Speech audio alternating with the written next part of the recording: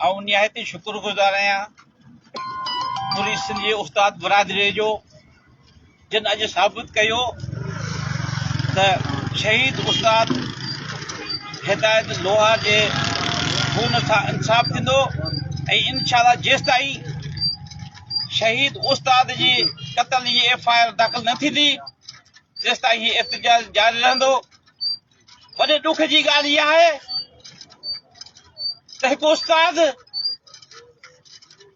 जेको पैगंबरी पेशे सां तालुक़ थो रखे, जेको सिंध जो शऊर आहे, नसीराबाद कंबर शहादत कोट तलके हिकिड़ी वॾो शहर आहे, उन मुंहिंजे डोटे ते वेंदे शहीद कयो वियो। उहा शहादत, उहो क़त्ल पूरी सिंध जो आहे, सिंधी जे शऊर जो क़त्ल आहे। ॾुख जी ॻाल्हि इहा आहे,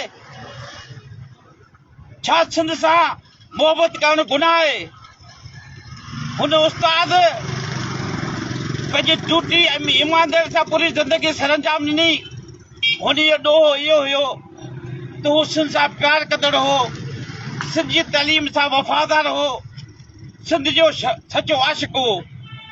उनखे बेदर्दी सां शहीद कयो वियो। उन्हनि जो सलाम आहे उन शहीद जे नियाणियुनि खे जे पंहिंजे बाबा जो लाश रखी नसीराबाद रोड ते धरणो हुयो। उन्हनि जी जाम शोरे में सिंध जे वॾे क़ौम परस्तनि जो वॾो एहतजाजी मुज़ाहिरो हो। पीर साईं पगार जे क़यादत में जंहिंमें GDA ऐं क़ौम परस्त ऐं जमात इस्लामी समेत सभई पार्टियूं शामिल हुयूं। उहे शहीद जूं नियाणियूं खे पक हुई त अॼु असांजे बाबा जे लाइ जंहिंजो हू लाश रखी नसीराबाद में धरणो वेठी हुयूं, अॼु असांजे बाबा जे लाइ इहो पीर साहिब पगारो, इहे क़ौम परस्त, इहे इस्लाम जा ठेकेदार ज़रूर ॻाल्हाईंदा, पर सिंध ॾिठो त उन उस्ताद शहीद जे लाइ हिकु लफ़्ज़ बि उन जलसे में न ॻाल्हायो। सिर्फ़ पंहिंजी हवस, कुर्सी ऐं इक़्तिदार जे लाइ मानण जे लाइ, सिंध जे माण्हुनि खे बेवकूफ़ बणाइण जे लाइ इहे ठोक था कनि। चंद ॾींहं मोरे में जलसो थियो, तव्हां ॾिठो शहीद उस्ताद जी नियाणियुनि सां जेके क़ौम परस्त आहिनि, जेके जिन महारंग बलोच जे लाइ त फेसबुक ते सोशल मीडिया ते वॾो बर्पा करे छॾियो, ज़ुल्म थी वियो आहे। पर छड़ियूं उन्हनि क़ौम परस्तनि खे अचनि खपे जिन शहीद उस्ताद जे लाइ हिकु लफ़्ज़ बि न ॻाल्हायो आहे। उन्हियूं नियाणियूं 4 ॾींहं नसीराबाद हाईवे जो रोड ते इंसाफ़ जे लाइ रहियूं, बाक़ाइदी रहियूं, पर अॼु ॾींहं ताईं उनजी FIR न कटी आहे। उन औरतुनि खे सलाम आहे, उन माउ खे सलाम आहे जे ससु जी सूरत जहिड़ियूं नियाणियूं ॼणियूं। उहे नियाणियूं मायूस थी उथी वञूं, पंहिंजो धरणो ख़तमु करे चयो। कल्ह उन नसीराबाद में हिकिड़ो वॾो जलसो एहतजाजी मुज़ाहिरो कयो ऐं इहो ऐलान कयो आहे त असां हाणे कानून जो रस्तो वठंदासीं।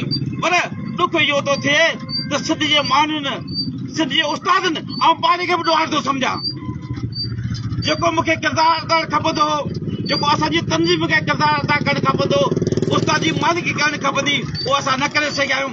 उन ते आऊं पंहिंजी उस्ताद बरादरी ऐं सिंधी माण्हुनि खां माफ़ी थो वठां, उन नियाणी खां बि माफ़ी थो वठां। असांखां वरी बि इनशाअल्लाह ऐं यकीन थो ॾियारियां ससु इहे सूरत खे त सिंध जा उस्ताद तव्हां सां गॾु आहिनि। इनशाअल्लाह जेसिताईं मरहूम शहीद उस्ताद जे कातिलनि खे गिरफ़्तार न कयो वेंदो, जेसिताईं उनजी FIR दाख़िल न कई वेंदी, तेसिताईं असां हीअ एहतजाज जारी रखंदासीं। अॼु सॼी सिंध जे तलके हेडक्वार्टर में एहतजाजी मुज़ाहिरा आहिनि, पर मूंखे ॾुख इहो आहे त असांजी तनज़ीम, 1.25 लख उस्ताद जी जेका तनज़ीम आहे, उनजो असांजो जेको अॻवान आहे उनखे ऐलान करणु खपंदो अॼु जे मुज़ाहिरनि जो। मूं हुनखे गुज़ारिश कई फ़ोन ते त साईं तव्हां जुमे जॾहिं एहतजाजी मुज़ाहिरे जो ऐलान कयो, पर उन्हनि न कयो। मजबूर थी मूं हुन शहीद उस्ताद जे खून सां इंसाफ़ न थींदो ॾिसी अॼु सॼी सिंध में मोदी जो ऐलान कयो आहे ऐं सलाम थो पेश करियां उन सिंध जे बहादुर उस्तादनि खे जिन पूरी सिंध में अॼु एतिरा जी मुज़ाहिरा कनि इंशाअल्लाह ही इंसाफ़ ताईं शहीद ही इंसाफ़ ताईं जदोजहद जारी रखंदी जय सिंध जय पटेल आख़िर में आऊं साईं